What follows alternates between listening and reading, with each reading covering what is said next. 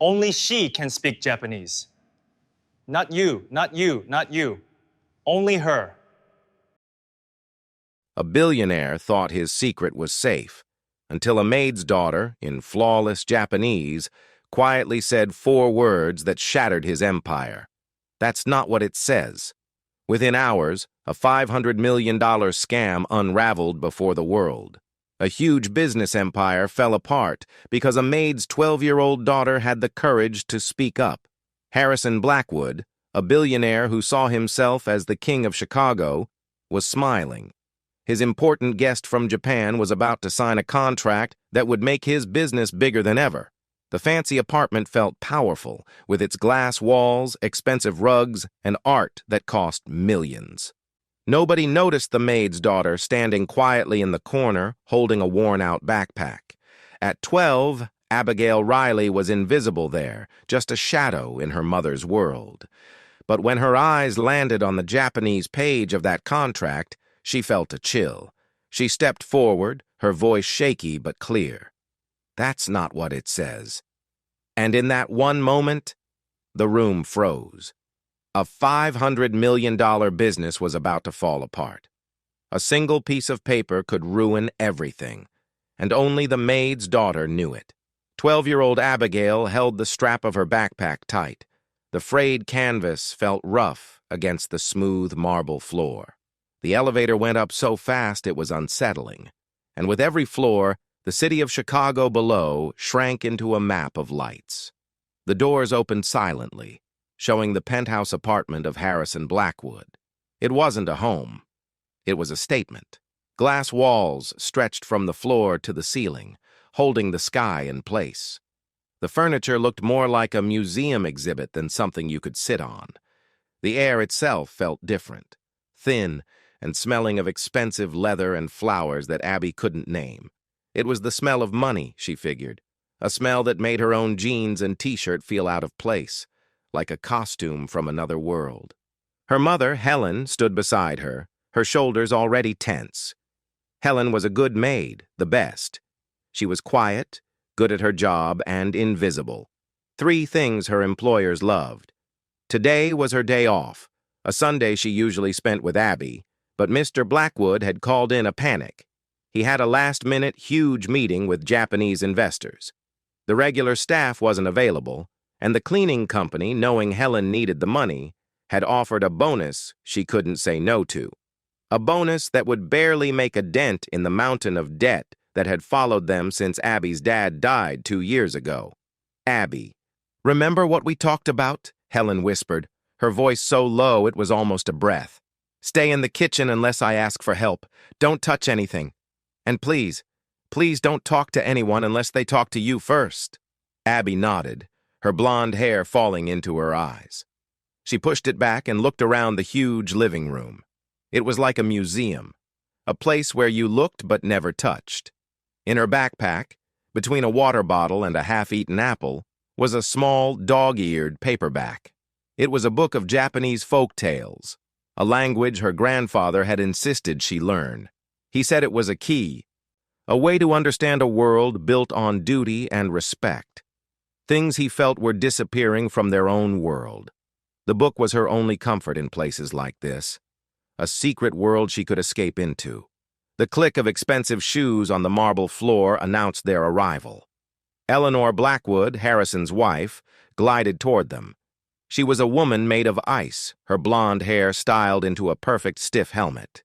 Her smile didn't reach her eyes, which looked Helen and then Abby over with a clear look of annoyance. "Helen, you're late," she said, her voice crisp. The clock on the wall said 1:58 p.m. They had been told to be there at 2 p.m. "My apologies, Mrs. Blackwood. The bus was running behind schedule." Eleanor waved a hand, a pile of diamond bracelets rattling on her wrist. "Excuses. The investors will be here any moment. This is a $500 million deal. Everything has to be perfect. Is this your daughter?" Her eyes landed on Abby, and her lip curled slightly. "I wasn't told you'd be bringing a child. The company said it would be okay for just a few hours. She'll be no trouble, I promise. She's very quiet." "See that she is," Eleanor said, turning her back on them. The caterers have set up the appetizers. You'll be in charge of serving drinks. Don't let a glass get empty. Don't spill anything. Don't exist. Is that clear?" "Yes, Mrs. Blackwood," Helen said, her voice tight. She led Abby toward the huge stainless steel kitchen, a room bigger than their whole apartment. As they passed the dining area, a young man was lounging on a sleek leather couch, scrolling on his phone. This was Preston Blackwood, their son. He was about 20, with his father's sharp face and his mother's cold eyes. He glanced up, his eyes resting on Abby with a smirk. "Mom, did you hire a babysitter too?" he called out, his voice full of a sneering meanness. "What's in the bag, kid? Crayons?" Abby's cheeks turned red. She clutched her backpack tighter and followed her mother into the kitchen, the sound of his soft laugh following them like a shadow. In the kitchen, Helen took a deep breath, her back to Abby. "Just ignore them," she said, her voice shaking a little. "We do our work, we get paid, and we go home. That's all that matters." She handed Abby a small tray of clean glasses. "You can help me carry these out. Just put them on the side table and come right back." Abby did as she was told, her movements small and careful. The living room was starting to fill up. Harrison Blackwood came out of his office. He was a big, strong man, his expensive suit stretched tight over his broad shoulders. He had an angry, confident way about him, a man who didn't ask for things, but took them. He was walking back and forth, yelling into his phone. His voice was a low growl that made the hair on Abby's arms stand up. The doorbell rang, a soft, musical sound that seemed to make the whole apartment hold its breath.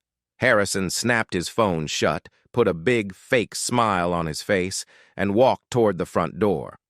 "Mr. Tanaka, welcome, welcome," he boomed. An older Japanese man came in, followed by two younger helpers and an American interpreter.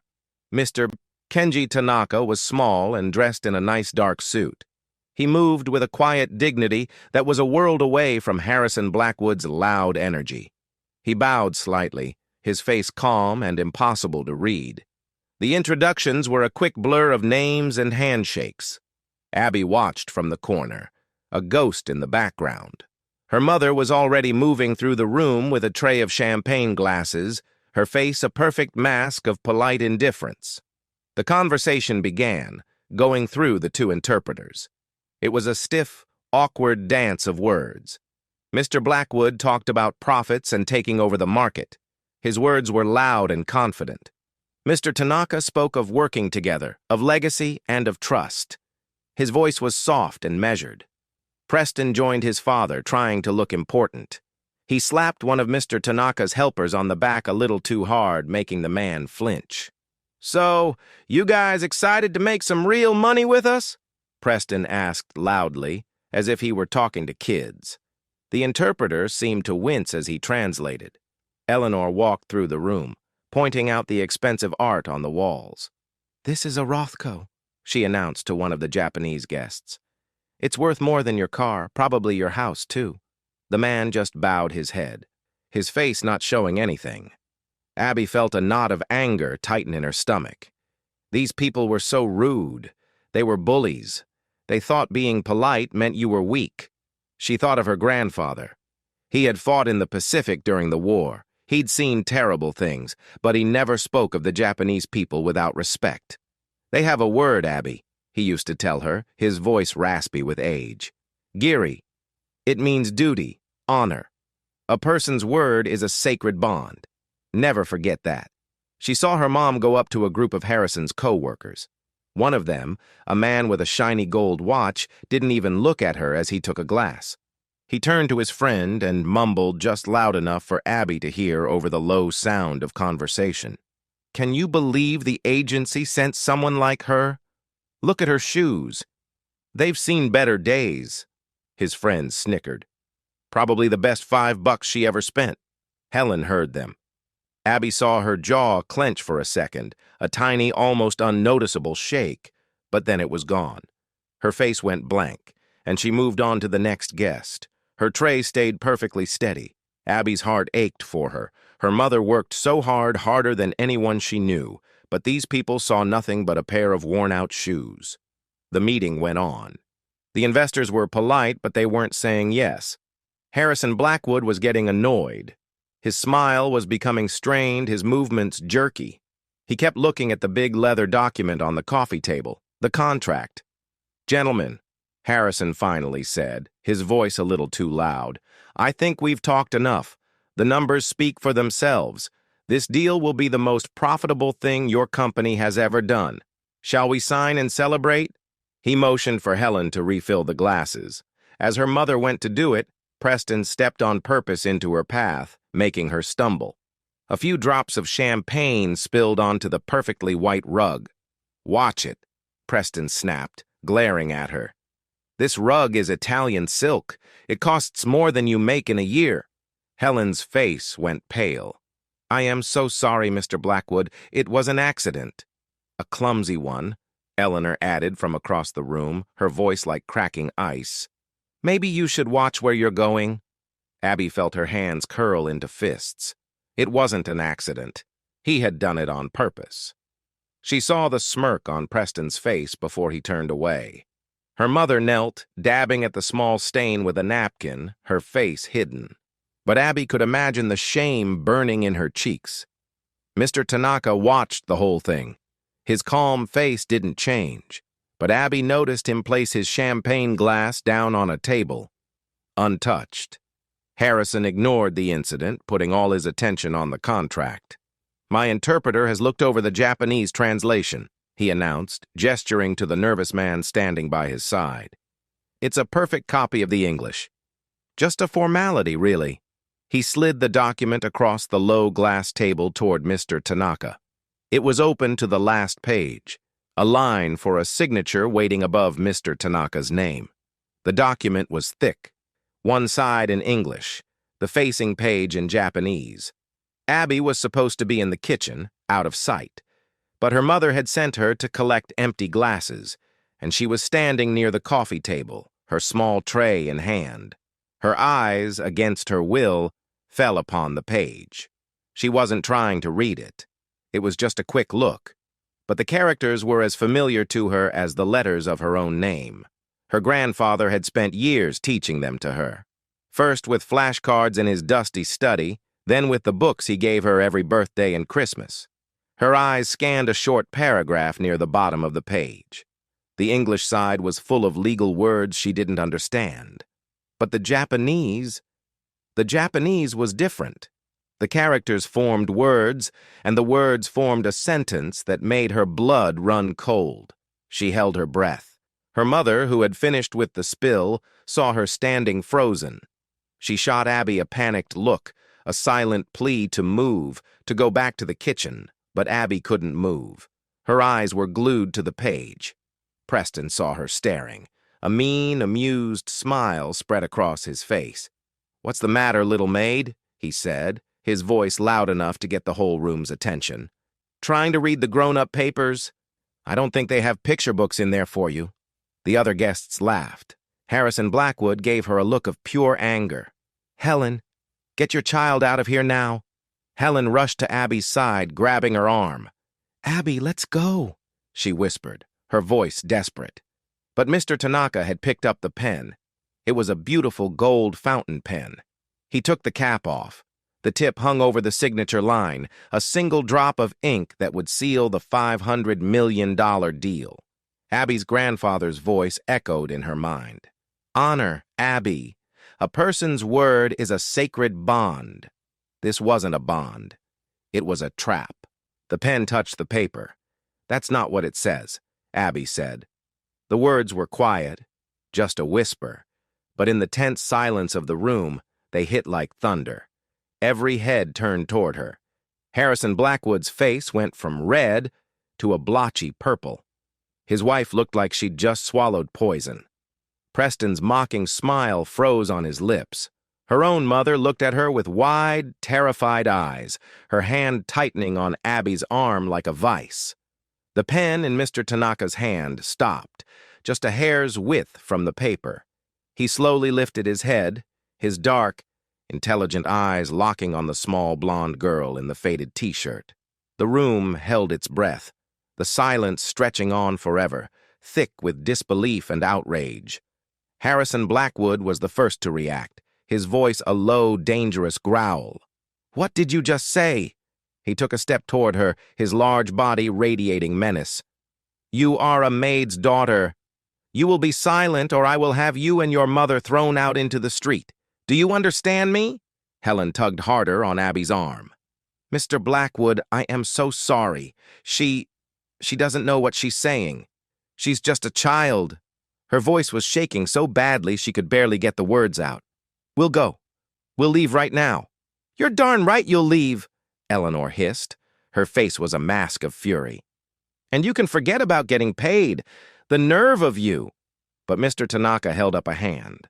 A small, simple gesture, but it instantly silenced the room. All eyes turned to him. He hadn't looked away from Abby. He ignored Harrison's outburst completely, his gaze calm and focused. He said something in Japanese, his tone gentle, questioning. The Blackwood's interpreter, a pale, sweating man named Clark, quickly translated. Mr. Tanaka asks, "What did you say, little girl?" Before Abby could answer, Preston scoffed loudly. "Oh, come on. Are we really going to listen to this? She's a 12-year-old kid. She probably can't even spell contract, let alone read one. She's just trying to get attention." One of the co-workers chimed in, trying to get back on Harrison's good side. "Let's just sign the papers and get on with it." Mr. Tanaka ignored them all. He repeated his question in Japanese, his eyes still locked on Abby. Abby took a shaky breath. She looked at her mother's terrified face, at Harrison Blackwood's angry glare, at the circle of sneering adults. Every part of her told her to run, to hide, to do what her mother had always told her to do, be invisible. But then she thought of her grandfather sitting in his worn chair, the smell of old books and peppermint tea in the air. "Truth is a heavy thing to carry, Abby girl," he'd once said, "but it's not as heavy as regret." She gently pulled her arm from her mother's grasp. She looked directly at Mr. Tanaka and answered him in the same language. Her Japanese was perfect. Her pronunciation was flawless. The polite, respectful words flowed from her as if she had spoken it her whole life. "Moshiwake gozaimasen," she began, her voice clear and steady despite her racing heart. "I apologize for the interruption." The effect was immediate and powerful. The room, which had been buzzing with anger, was plunged into a state of shocked, total silence. Clark, the interpreter, looked like he had been struck by lightning. His mouth hung open, his eyes wide with disbelief. Harrison Blackwood just stared, his face a funny mix of confusion and rage. Eleanor's manicured hand flew to her pearls, her cold control finally cracking. Preston just gaped at her, his earlier smirk gone. Mr. Tanaka's eyebrows went up slightly. It was the first real change in his face Abby had seen all day. A flicker of something, interest, surprise, respect, danced in his dark eyes. He leaned forward, ignoring everyone else. He spoke to her again in Japanese, a longer, more complicated sentence this time. "You speak my language very well. Who was your teacher?" Abby replied, still in Japanese. "My grandfather taught me. He said it was important to understand the heart of a people, not just their words." The exchange, which lasted only a few seconds, completely changed who had the power in the room. The Blackwoods and their co-workers were now on the outside, confused and irrelevant. The real conversation was happening between a Japanese billionaire and a 12-year-old girl in a faded t-shirt. Harrison finally found his voice, sputtering. "What? What is she saying? Clark, what is going on?" The interpreter licked his dry lips, his eyes nervously darting between Mr. Tanaka and Harrison. She's speaking Japanese, Mr. Blackwood, fluently." "I can see that," Harrison roared, his face turning a dangerous shade of red. "What is she saying to him?" Before Clark could translate, Mr. Tanaka turned his calm gaze back to Abby. He gestured to the open contract on the table. "Kore wa nan desu ka?" he asked. "What does this mean?" He pointed to the document. "Anata wa sore wa so de wa arimasen to iimashita." "You said that's not what it says. Nani ga chigau no desu ka?" What is different? All the mockery, all the condescension was gone. He was talking to her not as a child, not as a maid's daughter, but as an equal. He was asking for the truth. Abby stepped forward, her fear gone, replaced by a quiet strength. Her small finger, clean and plain, pointed to a specific part on the Japanese side of the page. The matching paragraph in English was full of vague business talk about market changes and asset protection. It was designed to be confusing, to be skimmed over. But the Japanese text was brutally clear. She took a deep breath and began to read the Japanese part out loud. Her voice didn't shake. The old, elegant sounds filled the silent room. When she finished the paragraph, she looked up and translated it for the stunned English speakers. "It says," she said, her voice clear and strong, "that if the regional market goes down by more than 5%, even if it has nothing to do with this deal, all of Tanaka's companies will be held as security and given to Blackwood Global to control completely." She paused, letting the words sink in. The English version just says the parties will reevaluate their positions. The Japanese version says he will take his companies. It's a trap. It's a $500 million scam. The silence that followed Abby's words was heavier than a stone. It was a silence filled with the pieces of Harrison Blackwood's broken confidence and the cold, dawning realization in the eyes of the Japanese group. Every bit of air seemed to have been sucked out of the penthouse. Then the dam of Harrison's control broke. "Lies!" he yelled, his voice cracking with rage. He jabbed a thick finger in Abby's direction. His face twisted into a grotesque mask of fury. "She's lying! It's a ridiculous lie from a child who wants attention!" He turned his frantic gaze on Mr. Tanaka. "Kenji, you can't possibly believe this nonsense. She's a nobody. Her mother cleans my floors. What would she know about a multi-million-dollar contract?" He laughed, a harsh, ugly sound that bounced off the glass walls. "It's a mistake, a child's imagination." Mr. Tanaka did not look at Harrison. He didn't even seem to hear him. His eyes stayed on Abby, a deep, searching look that seemed to peel back the layers of her worn-out clothes and see something deep inside. He then slowly and deliberately shifted his gaze to the interpreter, Clark. The air around the pale, sweating man seemed to drop 20 degrees. Mr. Tanaka spoke to him in Japanese. The tone wasn't loud, but it was as sharp and cold as a surgeon's scalpel. It was a command, not a question. Clark visibly flinched. He stammered, trying to answer in Japanese, but the words got stuck in his throat. He looked at Harrison Blackwood, his eyes wide with panic, silently begging for help. But Harrison was too caught up in his own rage to offer any. Mr. Tanaka spoke again, just 2 words this time, in a voice that was barely a whisper, but carried the weight of a judge's sentence. Clark crumbled.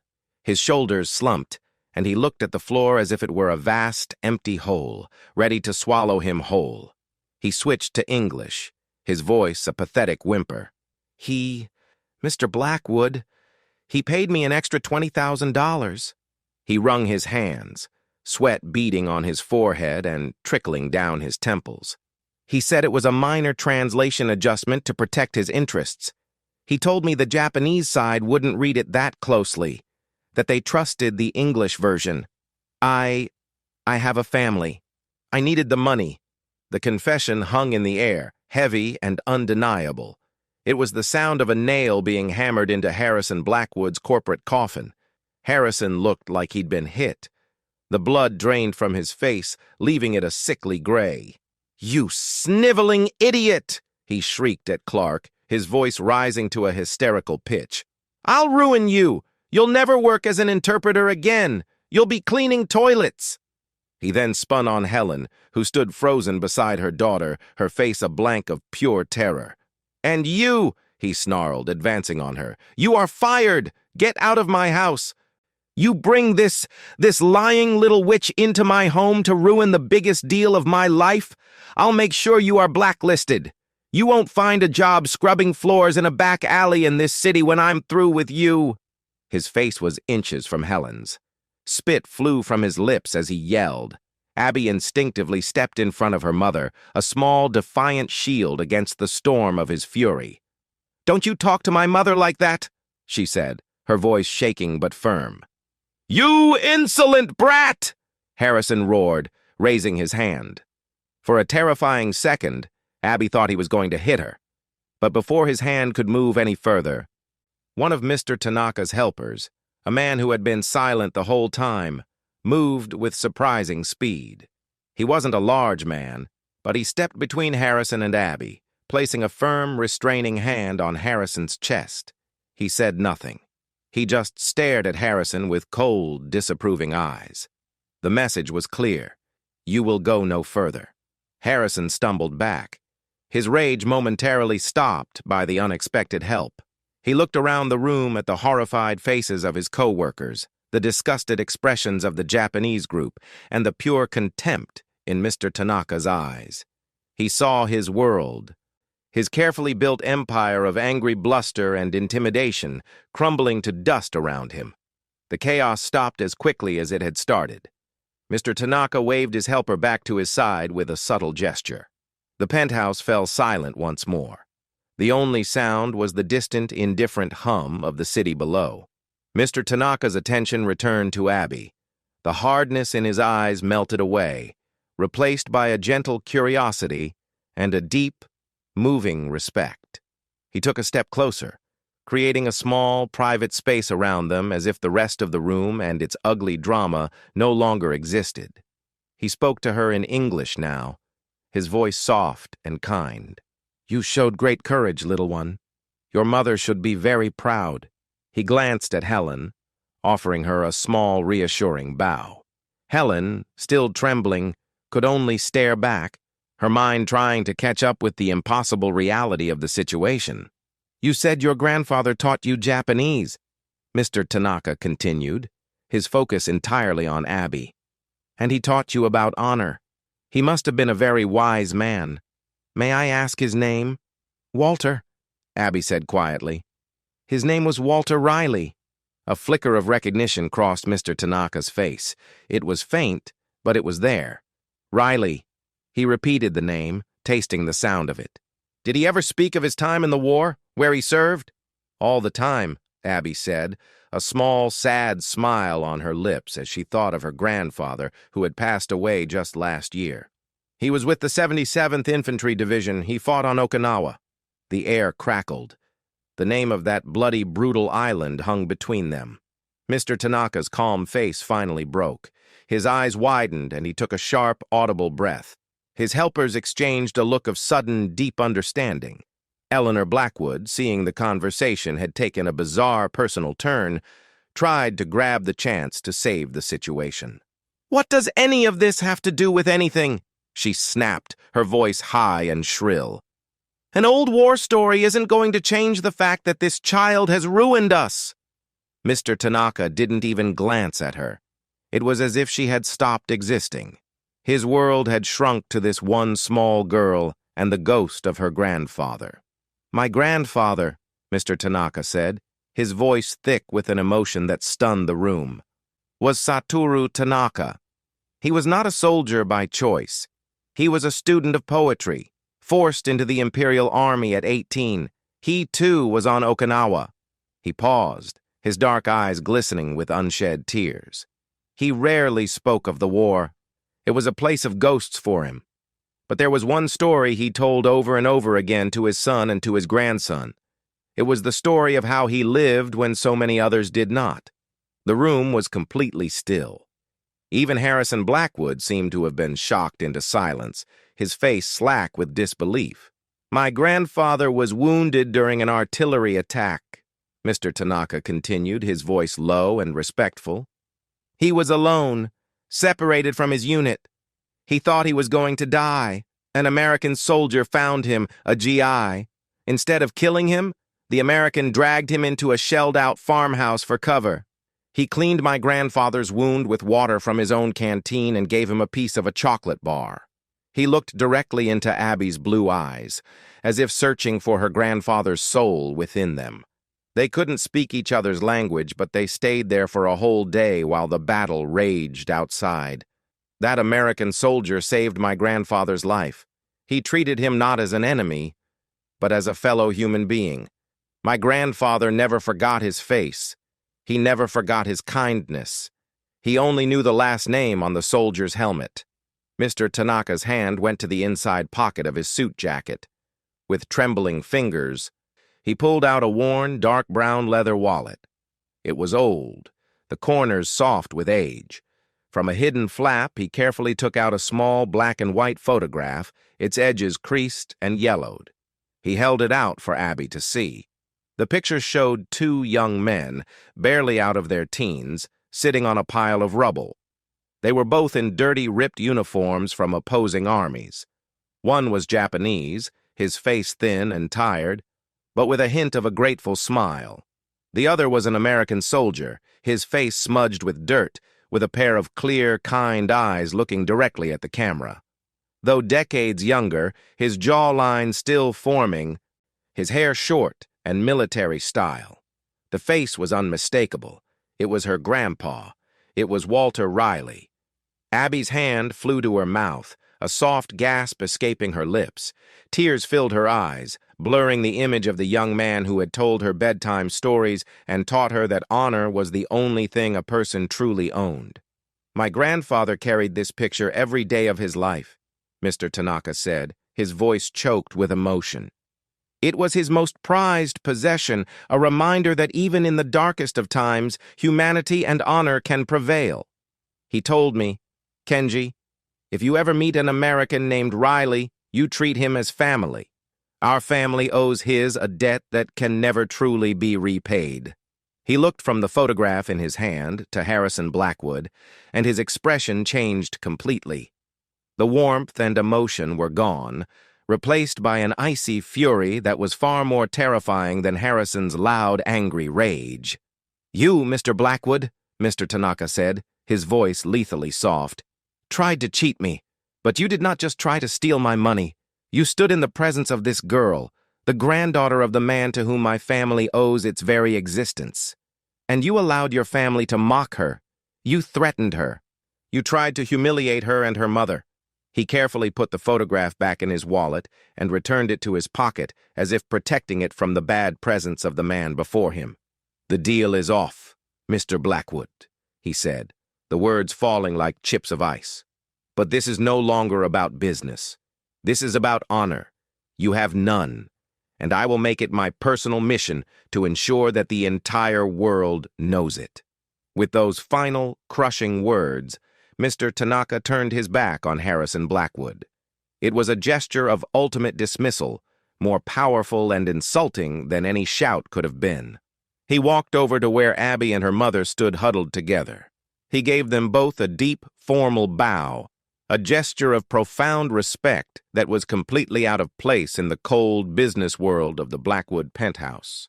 Miss Riley, he said to Abby, his voice now warm and fatherly, and Mrs. Riley, I would be honored if you would allow me to see you home. It is not right for you to remain in this place any longer. Helen, who had been standing as if in a trance, finally found her voice, though it was little more than a whisper. Sir, you don't have to. We can just take the bus. We're fine. The deeply ingrained habit of not wanting to be a bother, of trying to remain invisible, was hard to break, even now.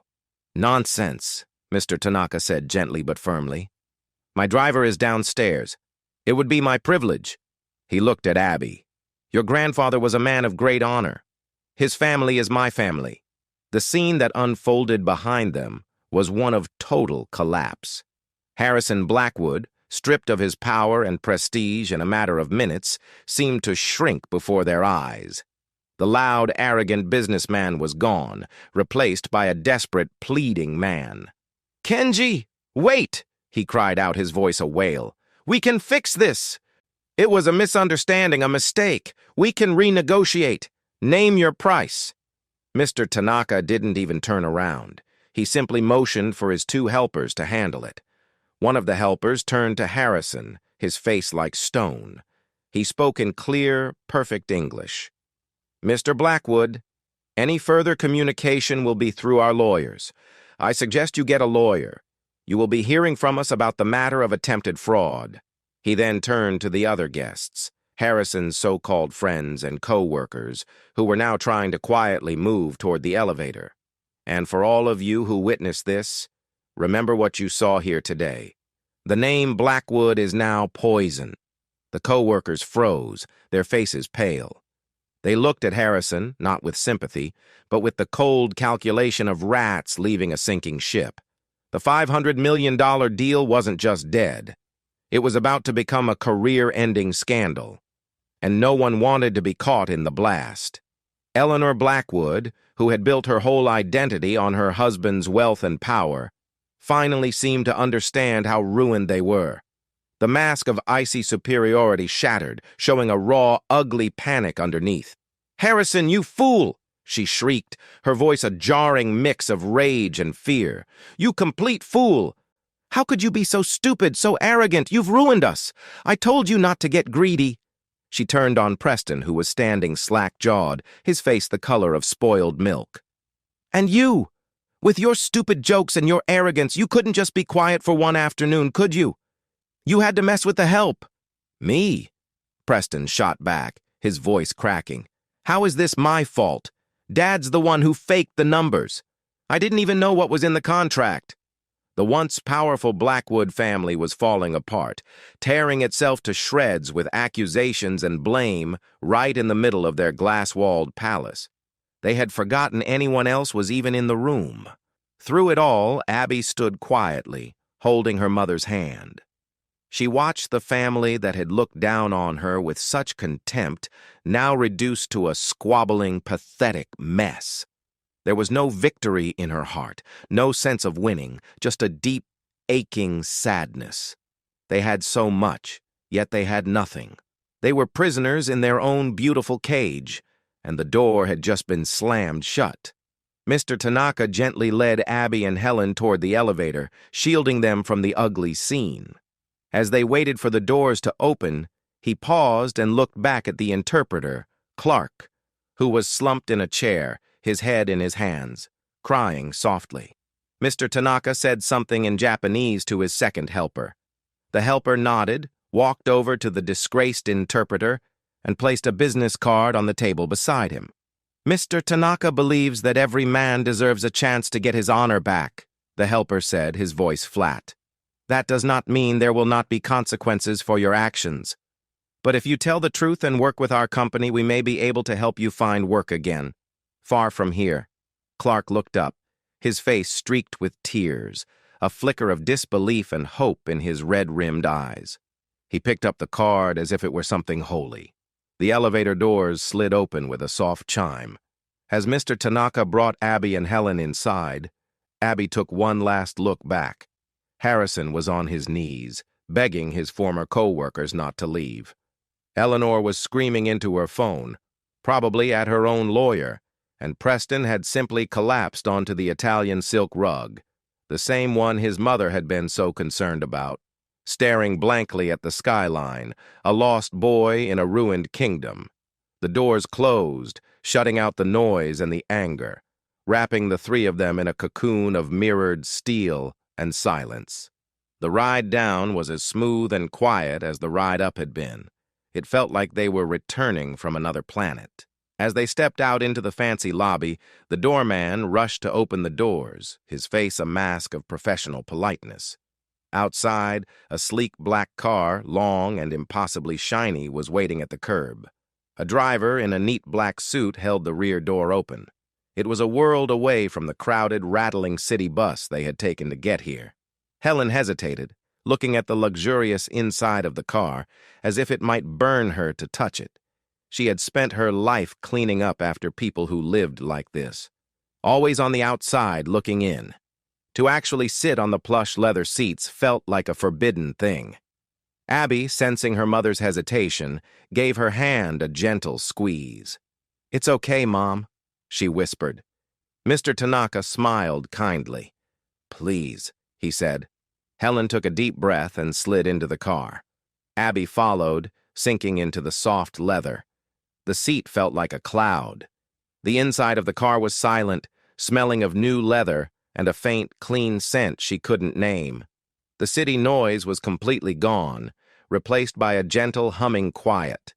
Mr. Tanaka got in after them, sitting across from them on a rear-facing seat. The driver closed the door with a solid, satisfying thud, and the car pulled away from the curb, gliding into the stream of Chicago traffic with effortless grace. For a long time, no one spoke. Helen stared out the window, her face unreadable as the tall downtown skyscrapers gave way to the more familiar, grittier neighborhoods of their side of town. Abby held her grandfather's book of folk tales in her lap. It felt heavier now, as if the stories inside had come to life. Finally, Mr. Tanaka broke the silence. He didn't speak of the Blackwoods, of the contract, or of the huge financial storm that was about to break over the city. He spoke of her grandfather. "Your grandfather, Walter," he said, his voice soft and thoughtful. "Did he ever get the letters?" Abby looked up, confused. "What letters?" "My grandfather, Satoru, tried to find him after the war," Mr. Tanaka explained. "It was difficult. All he had was a name and a division. He wrote letters, sent them to the U.S. Army, to veterans groups. He never got a reply. He worried that your grandfather had not survived the rest of the war." He looked down at his hands. It was his life's greatest regret, that he was never able to thank him properly. "He made it home," Abby said quietly. "He was injured, but he made it home. He never talked about getting any letters. We moved a few times when I was little. Maybe they got lost." It was a simple explanation for a lifetime of silence, a lifetime of not knowing. A few lost letters that had kept two old soldiers from reconnecting, from closing a circle of kindness that had begun in the hell of a battlefield half a world away. "He would have been happy to know your grandfather was okay," Abby added. "My grandpa never thought he did anything special. He just said, 'You help people when they need helping. It doesn't matter what uniform they're wearing.'" Mr. Tanaka smiled, a genuine, warm smile that lit up his entire face. "That sounds exactly like the man my grandfather described." He leaned forward, his face turning serious but not unkind. "Mrs. Riley," he said, addressing Helen directly, "you have a remarkable daughter. She is wise and brave for her age. It is clear you have raised her well." Helen finally turned from the window, her eyes glistening with tears. "Thank you, sir. She's all I have." "I understand that you have been facing some difficulties," Mr. Tanaka said, his tone gentle and respectful. "Harrison Blackwood made it clear that he intended to ruin your chances. I will not allow that to happen." "You don't have to worry about us," Helen said quickly. "I'll find another job. We'll be all right. We always are." It was the automatic pride of someone who had never taken a handout in her life. "I am not worried," Mr. Tanaka corrected her gently. "I am offering. As I said, your family is my family. The Tanaka Corporation has a large foundation that helps with education. It is our way of investing in the future. We provide scholarships to promising students. I believe Abigail would be a most deserving recipient." He looked at Abby. "Have you thought about where you might like to go to college someday?" Abby was stunned into silence. College wasn't a dream she allowed herself to have. It was a distant, impossible mountain, and their family was stuck in a valley of debt. Her plan was simple: finish high school, get a job, and help her mom. That was it. That was the finish line. "A full scholarship," Mr. Tanaka continued as if sensing her disbelief. "To any university of her choosing, anywhere in the world. All expenses paid, and money for your family to make sure that she has the support she needs to focus on her studies without financial worry." Helen gasped, her hand flying to her chest. "Sir, I can't accept that. It's too much." "It is not a gift, Mrs. Riley," Mr. Tanaka said, his voice firm but kind. "It is the repayment of a debt of honor that has been owed for over 70 years. My family would be dishonored if you refused." He bowed his head slightly. "Please allow us to do this, for Walter and for Satoru." The car slowed as it turned onto their street. It looked completely out of place, a sleek black shark in a sea of dented minnows. Their apartment building, with its crumbling brick front and rusted fire escapes, seemed to shrink next to the car's magnificent presence. Tears were now streaming freely down Helen's face. They weren't tears of sadness or fear, but of overwhelming, unbelievable relief. It was the release of years of pent-up worry, of sleepless nights spent staring at the ceiling, wondering how they would ever get by.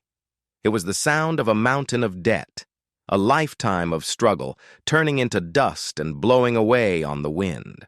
She looked at her daughter, her fierce, brilliant, brave little girl who had just single-handedly taken down a billionaire, and in doing so had rewritten their entire future.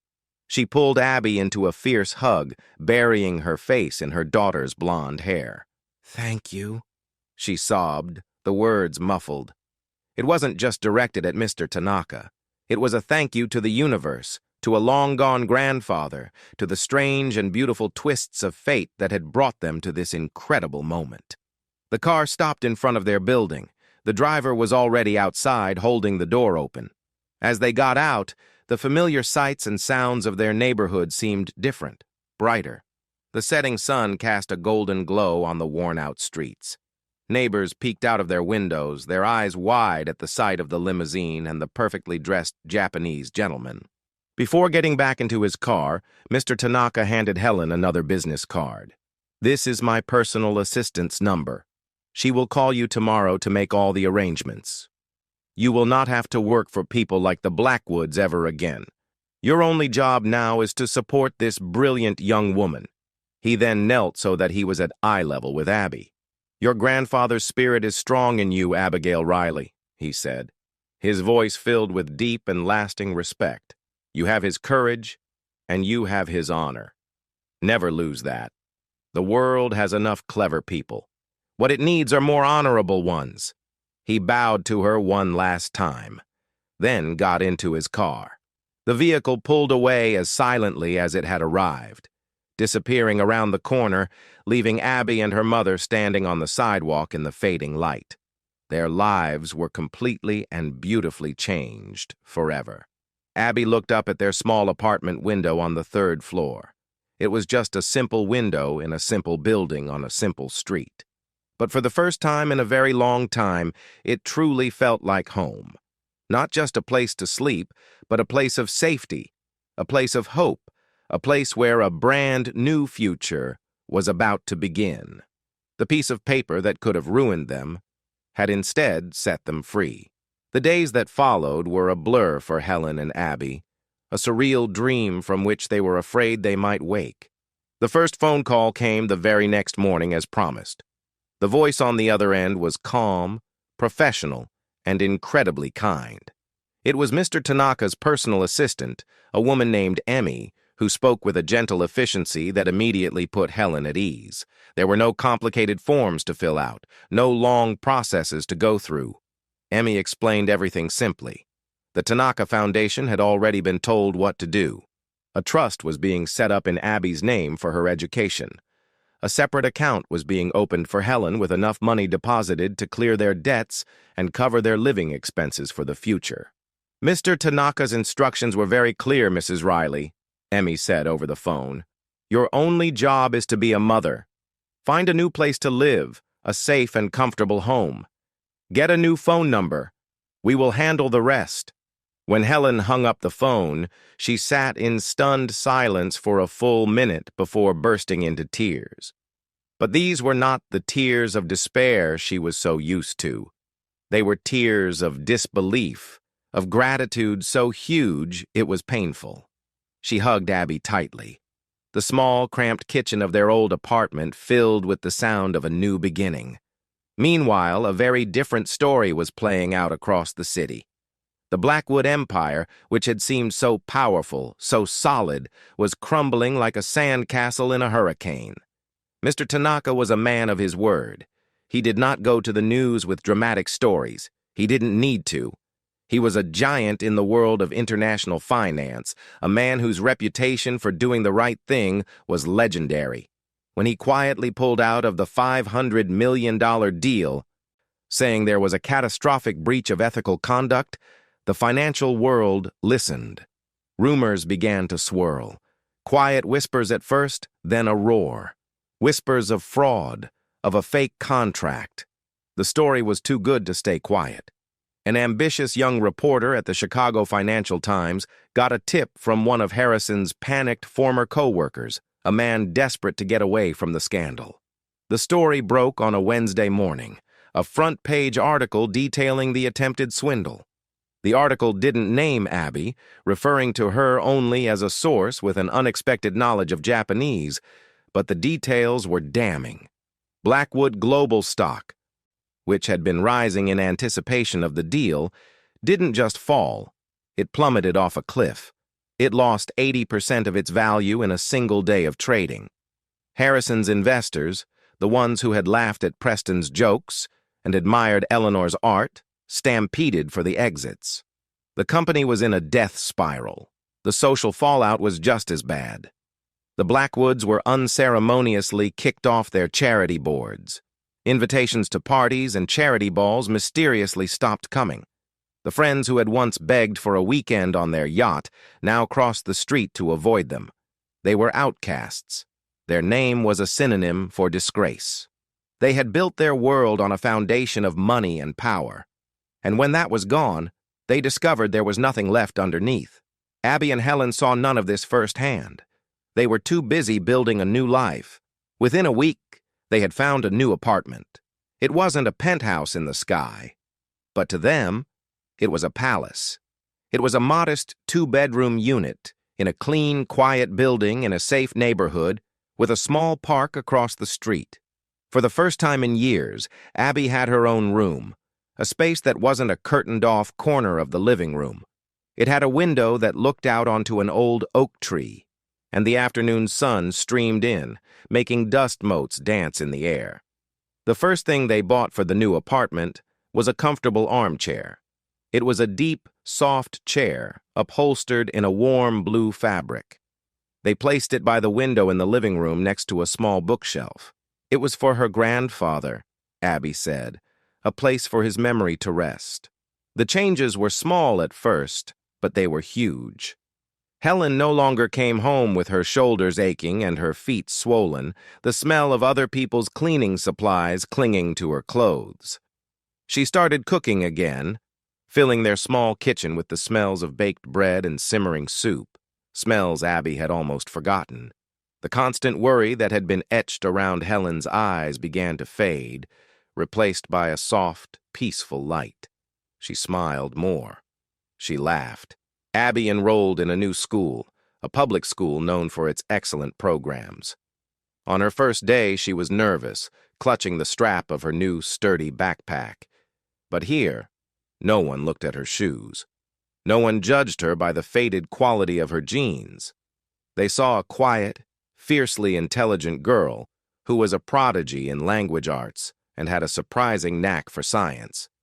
She made friends, tentative at first, then real friends who invited her over to play video games and study for tests. For the first time, she felt like a normal kid. Her connection with Mr. Tanaka didn't end with that one car ride. He called once a month, his voice a warm and steady presence on the other end of the line.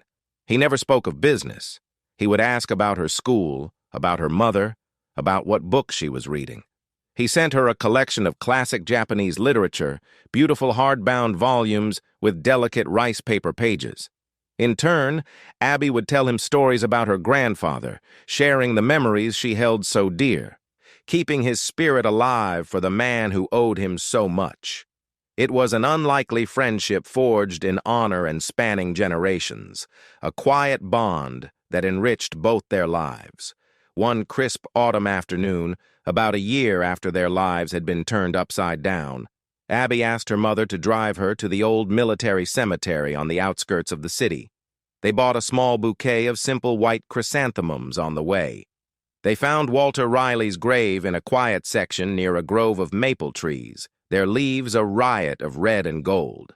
It was a simple government-issue headstone, his name, rank, and the dates of his life carved into the weathered gray stone. Abby knelt and carefully placed the flowers at the base of the headstone. She traced the letters of his name with her finger, the stone cool beneath her touch. She didn't cry. She just felt a profound sense of peace, of connection. "Hi, Grandpa," she whispered to the wind. "A lot has changed.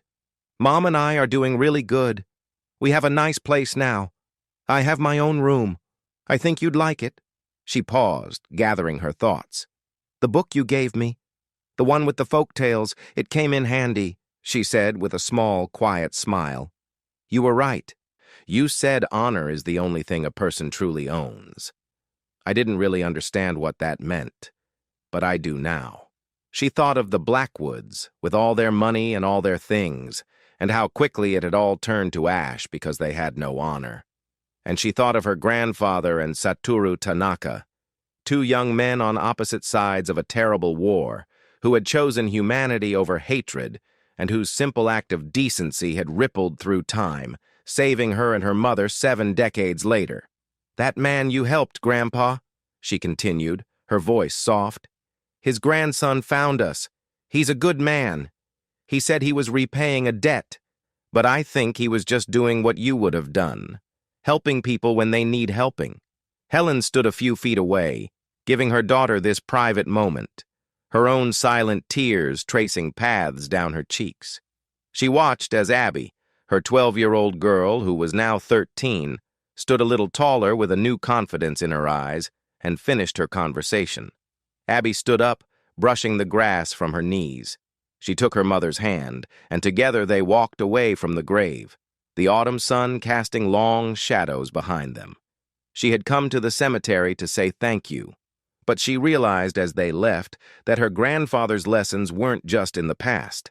They were in her heart, a moral compass that had guided her through the darkest of rooms and into the light. It was a legacy not of money or of land, but of character, and it was the most valuable inheritance of all. That evening, back in their quiet, comfortable apartment, Abby sat in the blue armchair by the window, one of the books Mr. Tanaka had sent her open in her lap.